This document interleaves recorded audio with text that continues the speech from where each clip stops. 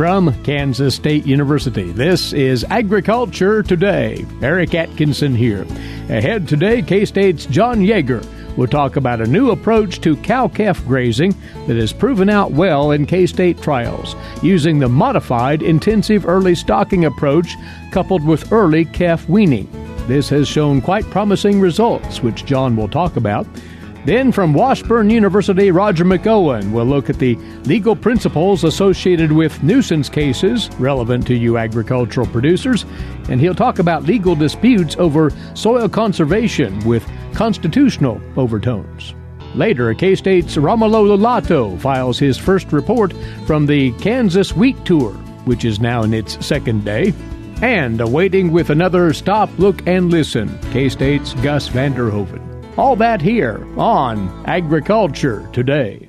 Agriculture and food systems are the main drivers of the Kansas economy, but must be improved in order to feed the world's growing population. How are we going to do so? Reduce food loss, find ways to preserve grasslands, and help families stretch their dollars. Global food systems is one of the 5 grand challenges K-State Research and Extension is addressing. To learn more, visit www.ksre.ksu.edu.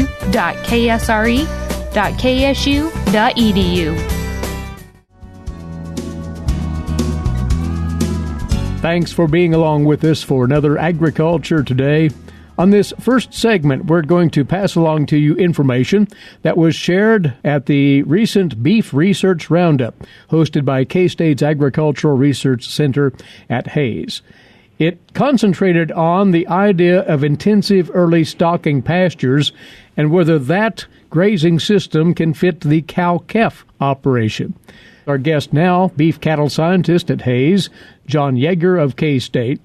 John, this idea of intensive early stocking of summer grass is hardly anything new. There's quite a background to it. That's right. It's traditionally and extensively used in the Flint Hills, double stocking steers for the first half of the summer.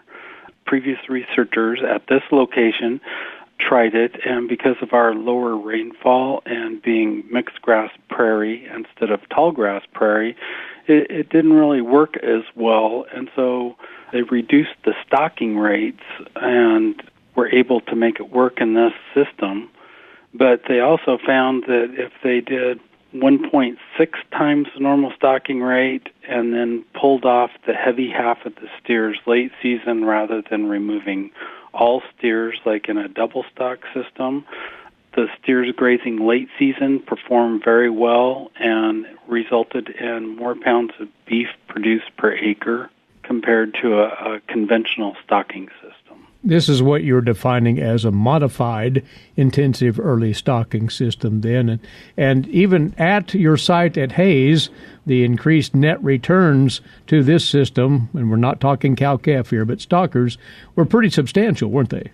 That's true. The stocker steers really increased pounds of beef produced per acre by 26% over a traditional season-long stocking rate, and the net returns per acre were increased about 19%. So just changing the stocking rate early season, going back to a normal stocking rate late season, really had some positive benefits economically. And with no negative consequences for the actual grass resource itself, right? Yes, that's been tracked very carefully for several decades now, and looking at both species composition of the grasses and forbs in the pastures, as well as total forage production within the pastures. There was no change at our location due to the modified intensive early stocking system. So, John, then what prompted you to want to look at the potential of modified IES, in short, for the cow-calf operation? Well, having gone through a drought, especially 2011, 2012, to save our cow herd, we started early weaning calves at 120 to 150 days of age.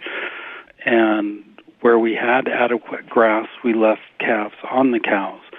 The first point was we got really good at early weaning calves. Secondly, we observed that we had much less respiratory illness weaning late July, early August compared to conventional weaning in October. And if you think about our weather patterns during that late part of the summer, the temperatures tend to be very consistent. We have very little precipitation. We don't get a lot of day-to-day temperature shifts. And so we saw almost no respiratory illness in calves that were weaned in late July, early August compared to those calves that were weaned in October at a traditional time. In addition, even though it were drought years we were experiencing, our cows were coming into the fall about a half body condition score better than the cows that still had calves at their side. So we thought even in a drought year, if we can have that kind of positive outcome, and even with limited forage supply, lower quality late season, and cows in better condition, this looks like a really positive thing. And we started wondering, well, why do we wean calves when we do? It's somewhat based on tradition. It's somewhat based on pasture leases and the terms of those leases. We thought maybe there's just a better way to manage these cows if we can have them in better body condition going into the winter. It's a lot more economically feasible to feed a small, lightweight, early wean calf than it is to try to feed a cow to gain body condition early fall to early winter. And so we decided maybe we should compare early weaning to conventional weaning, but at the same time we realized if we're pulling those calves off our pastures in late July, early August, on a normal precipitation year, we're going to have more grass than what we're going to utilize. And that's where we kind of added in the modified intensive early stocking part of the research. Based on cow-calf pairs compared to stocker steers, we decided to stock our intensive early stock pastures at 1.45 times the number of pairs as in a conventionally weaned system. So you merged the two ideas, in effect, early weaning with intensive early stocking. And you've looked at this at a couple of locations over multiple years? We've just completed our fourth year of data collection. Our two off-station summer pastures are located both kind of on a mixed grass prairie type setting. One is up near the Saline River, north of Hayes. The other is south of Cedar Bluff, where you're getting closer to a true shortgrass prairie. Each stocking rate is represented at each location, and as I mentioned, we've completed 4 years of data collection. So right to it then, what have those 4 years of studying this approach told you about the impacts on cow condition, on calf performance, everything across the board? The first and most obvious thing is cow body condition, and we continue to see those early wean cows being about a half body condition score better in October compared to the conventionally weaned cows. The really good news out of all this is they're carrying that added body condition through the winter. They're still have an advantage at calving, and the following May, when they're being turned back out, they're still 0.3 of a body condition score better than the cows that were conventionally weaned in October. So we're really reaping a benefit of removing the calf, removing the requirement for lactation, and allowing those cows to put some body condition back on. And it really shows up in terms of first service conception rates. The cows in the modified intensive early stocking group that are early weaned and better body condition score are about 9% higher first service conception rate compared to cows that are conventionally weaned in October. And the final pregnancy rate for those cows is about 5% greater than the conventionally weaned cows. That's a notable payoff. And on the calf side, you gauged the impact on weaning weights, and again, you say found a positive.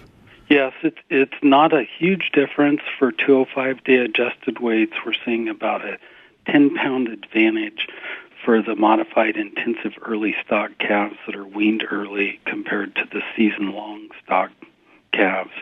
But we've got 10 more pounds, and in addition, we're getting 1.45 times more calves off the same pasture size compared to the season-long stock animals. So 10 more pounds of weaning weight and 1.45 times more calves.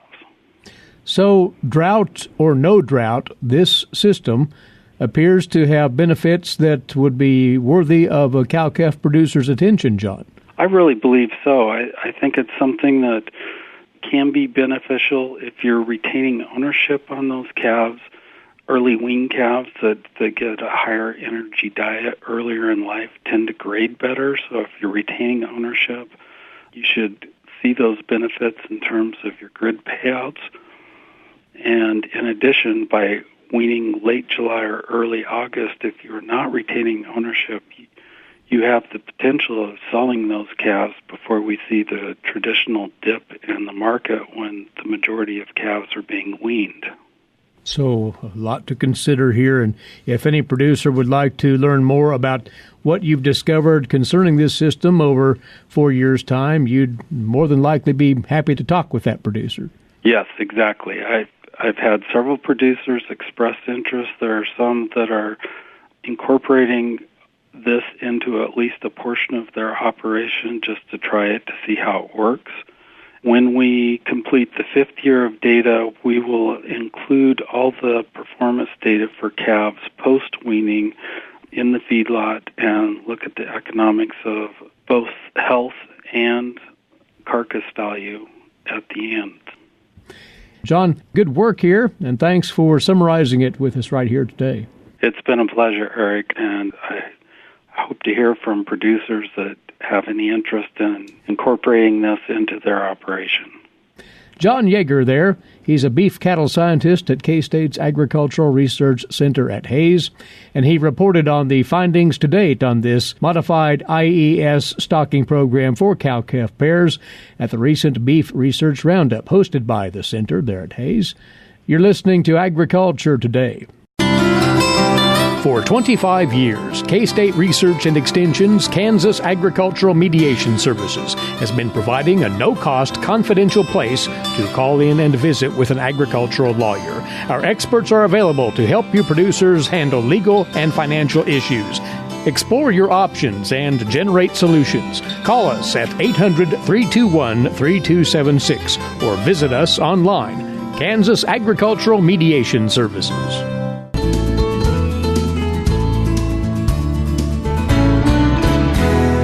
Welcome back to Agriculture Today, and we welcome in once more for another look at things concerning agricultural law, a professor of agricultural law and taxation at the Washburn University School of Law, Roger McEowen.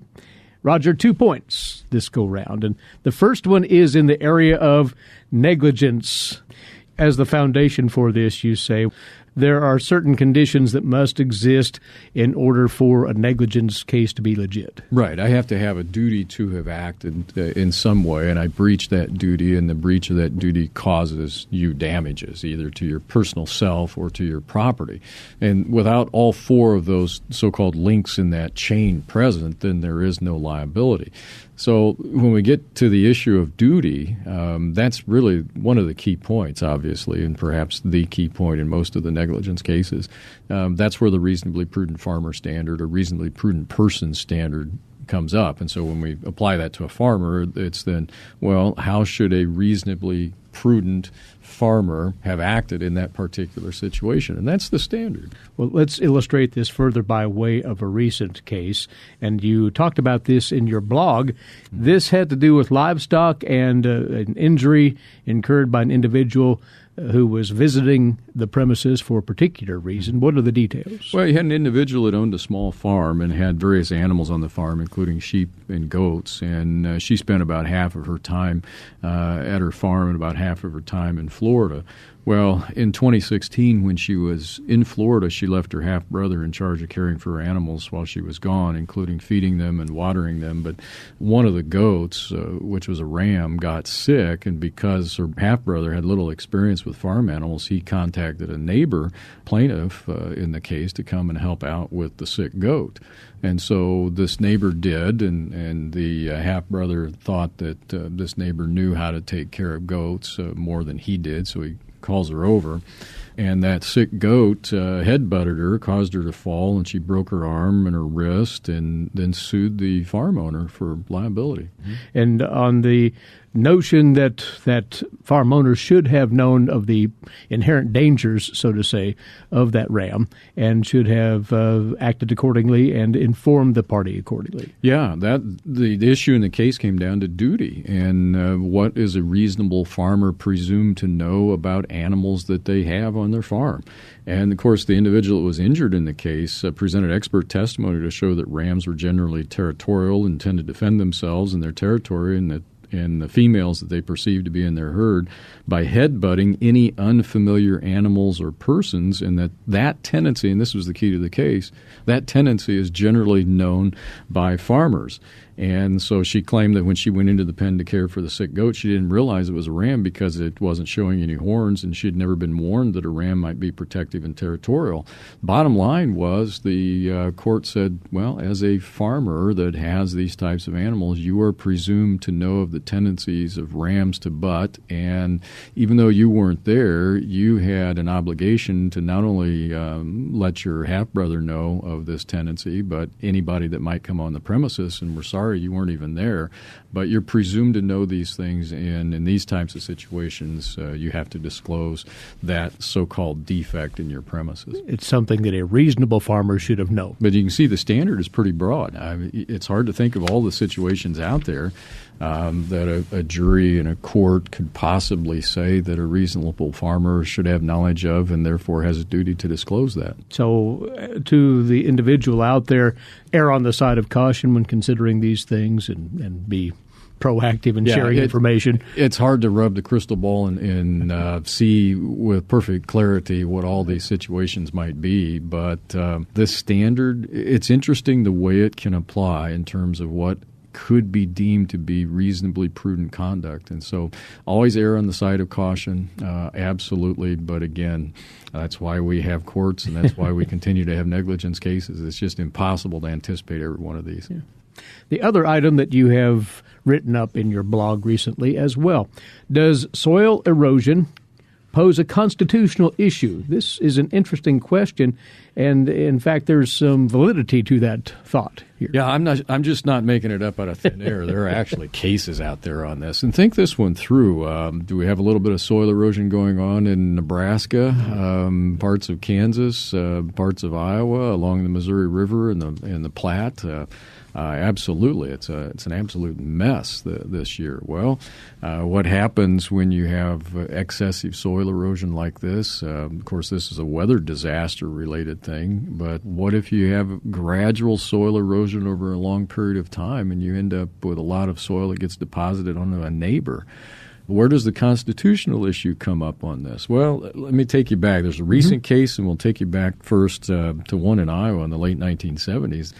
A case that went to the Iowa Supreme Court in 1979 involved one landowner suing an adjacent landowner because he said, my farm's been damaged by water and soil erosion from this other farmer's land.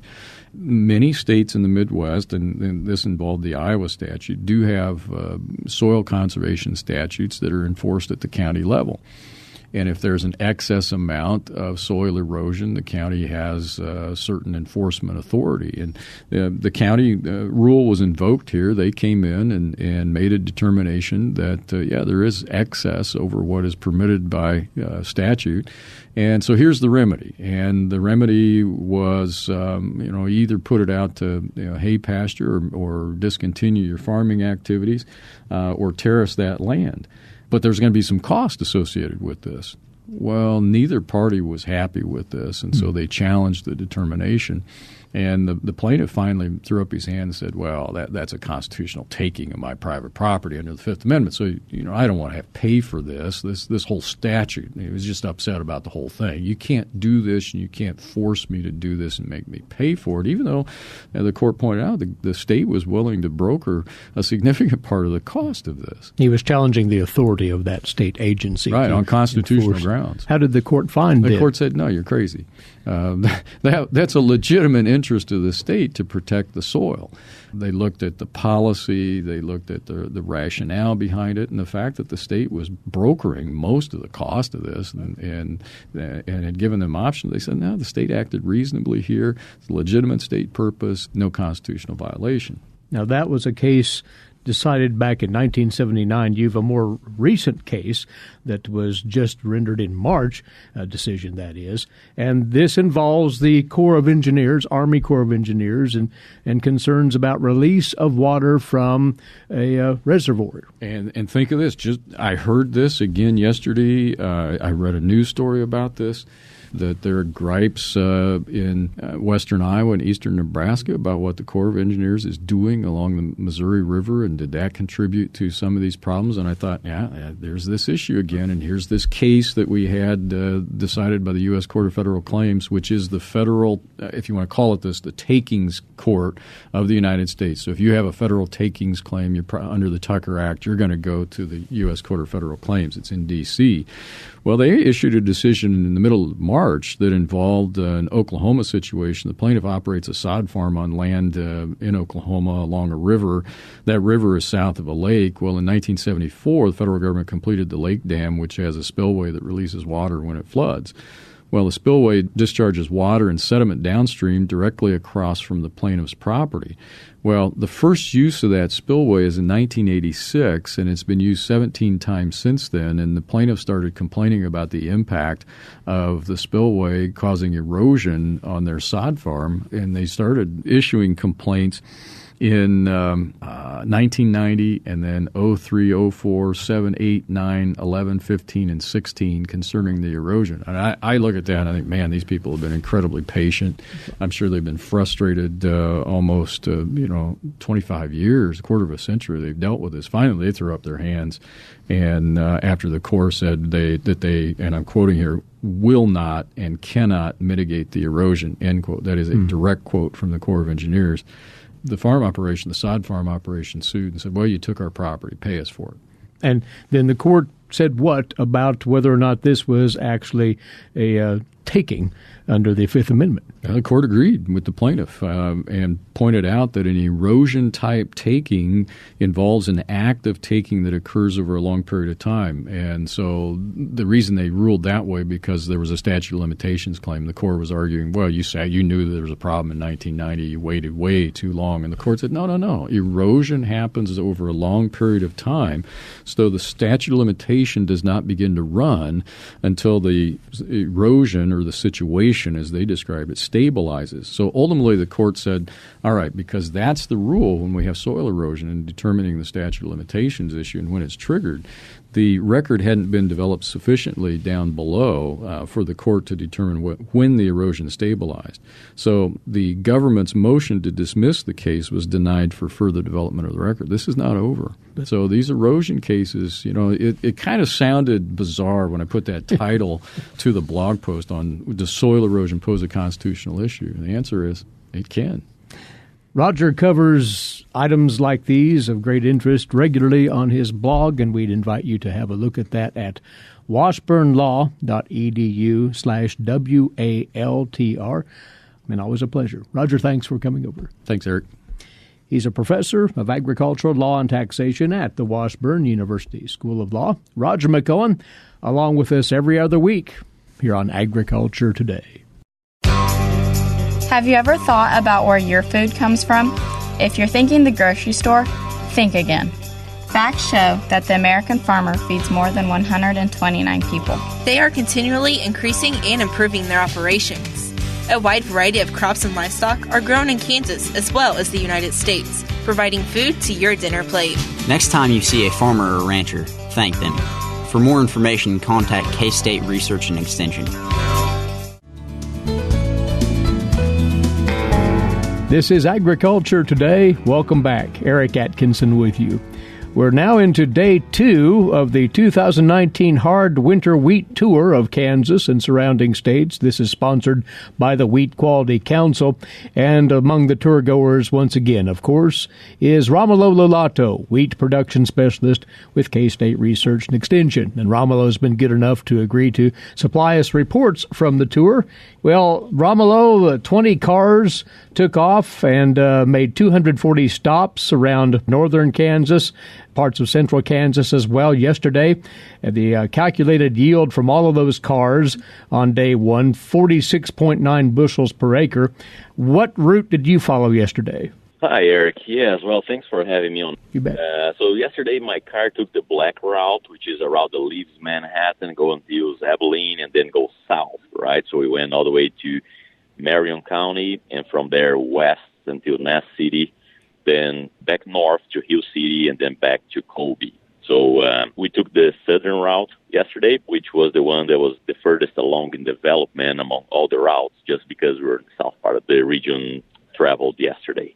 And generally speaking, what was the condition of wheat as you saw it following that route? So the condition was overall surprisingly good. Well, I shouldn't say surprisingly, right? I mean, it's actually, we have had a lot of moisture during this growing season, so that actually the crop is actually looking really good.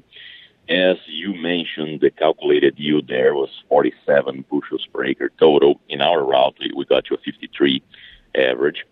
And if we look back historically, right, on the wheat quality tour calculations, the last year when we estimated 47 was actually 2016. That I'm sure is on the memory of many producers because it was a record year then. Mm-hmm. Now, one caution that I like to bring when we compare this year, the yields that we were measuring with 2016 is how far behind the crop is this year compared to 2016. So in 2016, we live in Manhattan, we were finding fields that were heading, and as we were already at the heading stages of growth, as we got to Colby, the fields were more at the boot stage. So this year, actually, living in Manhattan, we were finding a few fields getting to the boot stage, but mostly still at that flag leaf stage, and getting to Colby still at the first or second node. So the crop is quite behind where we were in 2016. And maybe the major concern that we can have with a crop being behind is that grain field might actually happen later in the summer instead of early summer, later summer. And as we know, that can put the wheat into heat stress, right? So, and heat stress is really one of the major limitations for wheat use in Kansas. And so that's just one pretty big concern that I have with this crop this year is we do have the tillers, we do have the biomass, and we do have the moisture. So conditions are pretty good. But we are behind in development. The crop is at least 2 to maybe 4 weeks behind in development. That can put grain filling during heat stress. This makes it all the more important that the weather be relatively mild heading into the first half of June. If that occurs, this could be a tremendous crop, at least what you saw from day 1. Yes, so I completely agree. And the forecast is for below average temperatures and above average moisture, which would be very beneficial to this crop. Now, the area is the lowest in 100 years, right. And so production-wise, we might not beat any record. But conditions are really good. And so if temperatures remain cooler than average and moisture above average, we might actually have a very, very good yield potential right now. Now, Romulo, in an online article that was posted earlier today, you were quoted as noting that there were some fields that were exhibiting nutrient deficiencies. You might speak to that. Definitely. So that was actually one of the main themes of yesterday, especially as we got McPherson and West. And I think it was much more prevalent in the western portion of the state. So as we're getting to Rush Center, Nass City, and Trigo County, just field after field showing symptoms of nutrient deficiency. Now, what we were seeing was just patches of lighter green, neighboring patches of darker green.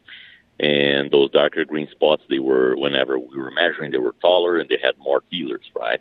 Mm-hmm. So 2 very different symptoms there. Some fields were showing more nitrogen deficiency. In those cases, we're seeing more of the bottom leaves actually show that yellowing and more a pale type of green, pale yellow, starting from the bottom, right, on the older leaves. But many fields are actually showing symptoms of sulfur deficiency, which is going to differ from nitrogen because it's more the upper canopy. The upper canopy becomes more of a brighter yellow rather than a pale yellow. So those two nutrient deficiencies were actually a very common theme yesterday.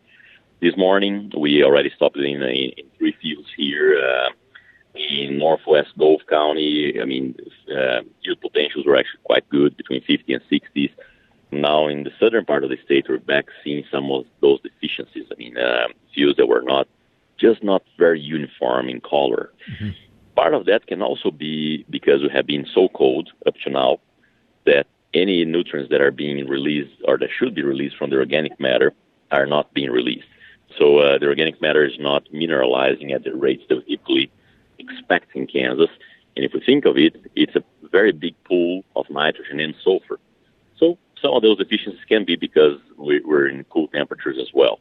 Perhaps once it warms up, we might see some nutrients being released, and maybe, hopefully, some of that green kind of going away from that organic matter mineralization.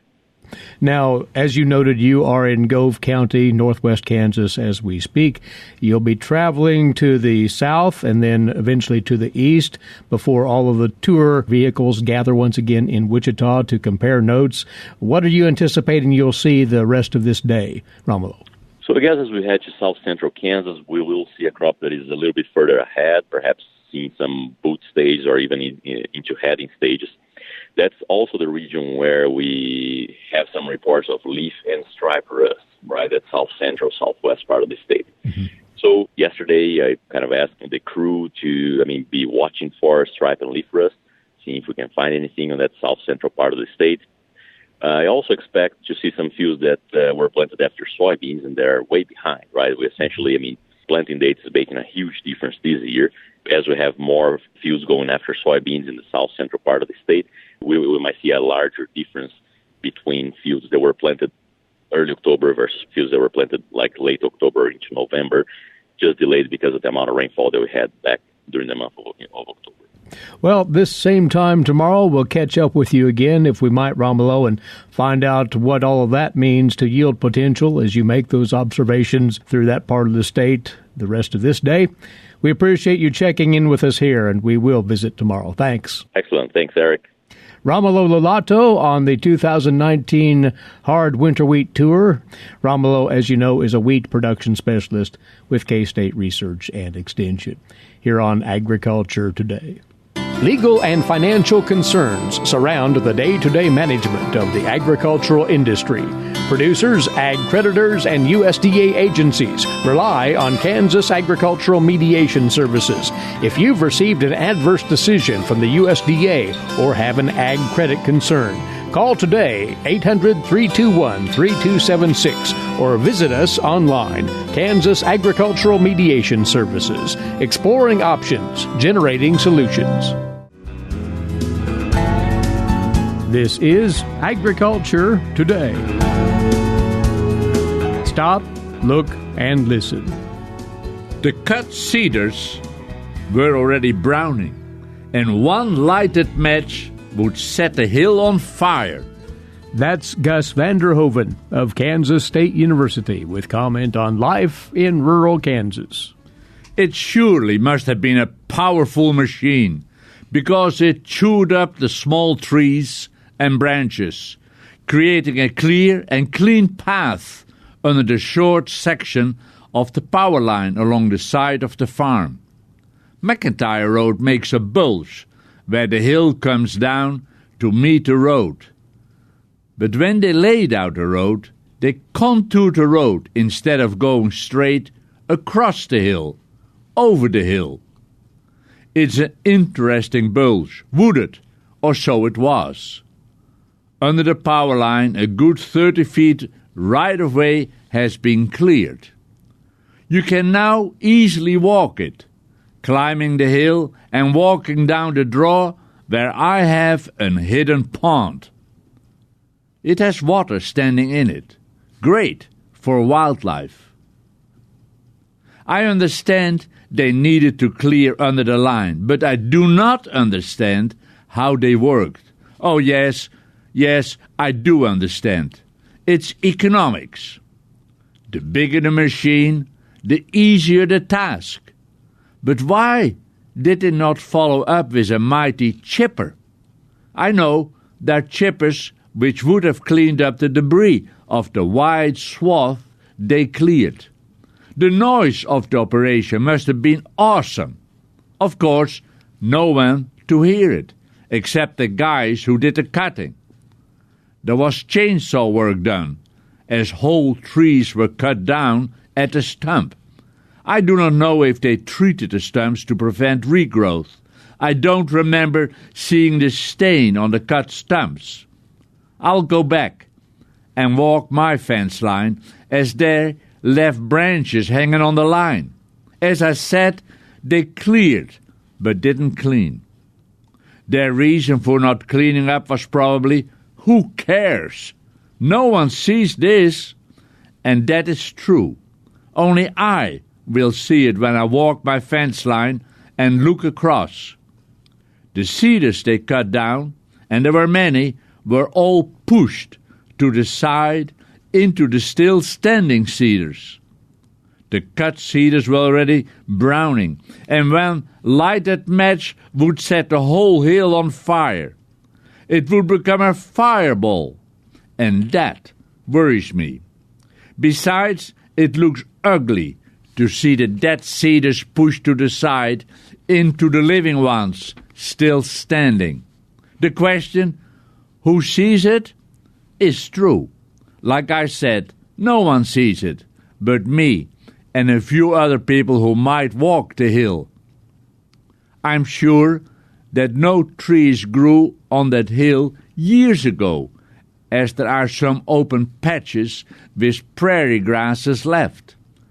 It's a great wildlife habitat with plenty of water close by, my pond. I've watched deer along the open edge. I've also seen turkey footprints, and deer, raccoons, and turkeys don't look at all the debris pushed to the side.